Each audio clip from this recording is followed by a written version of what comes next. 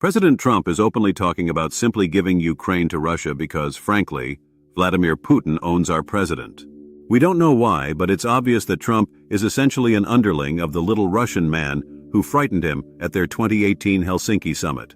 Nevertheless, while it may be a futile exercise, here is a realistic, fair, and reasonable proposal for ending the war in Ukraine. A successful peace proposal must consider the interests of all four parties involved: Ukraine, Russia, the United States, and the European member countries of NATO.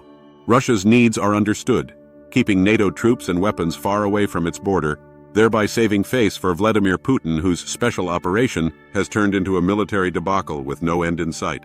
Ukraine obviously needs lasting security from Russian aggression. Both Russia and Ukraine need to end this costly war as soon as possible in order to salvage their decimated economies. NATO's European members need reasonable assurances that Putin's expansionist ambitions will not shift from Ukraine to them. The United States certainly should share that goal, as it is treaty-bound to defend its NATO allies.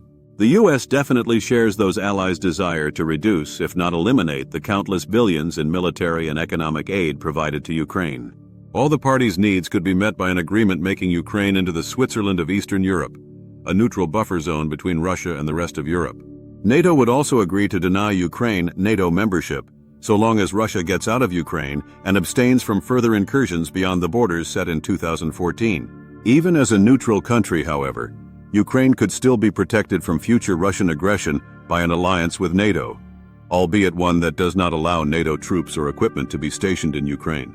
In fact, the parties could agree that any NATO military presence in Ukraine would trigger a corresponding right for Russia to protect Ukraine and itself by resuming its special operation to repel such a NATO invasion of Ukraine. Russia's alleged interest in ensuring self-determination for Ukrainian territory along its border, where it claims the majority of residents would rather be part of Russia, could be addressed by a series of internationally supervised special referenda in the various border territories in question.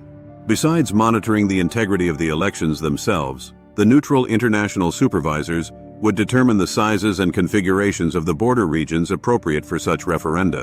Importantly, however, post-invasion Russian settlers in Ukraine would not be entitled to vote in these local referenda. On the other hand, Ukrainian refugees who resided in the area but fled the Russian invasion would be encouraged to vote as if they had never left.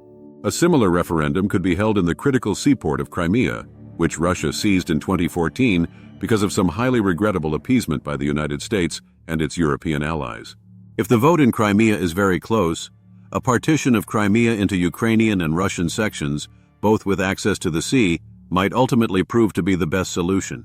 This proposal is not a shakedown for rare earth minerals. It's not abandonment of a valiant ally who has lost so much to a brutal and ruthless dictator's unprovoked invasion. It will probably never be seriously considered by the Trump administration.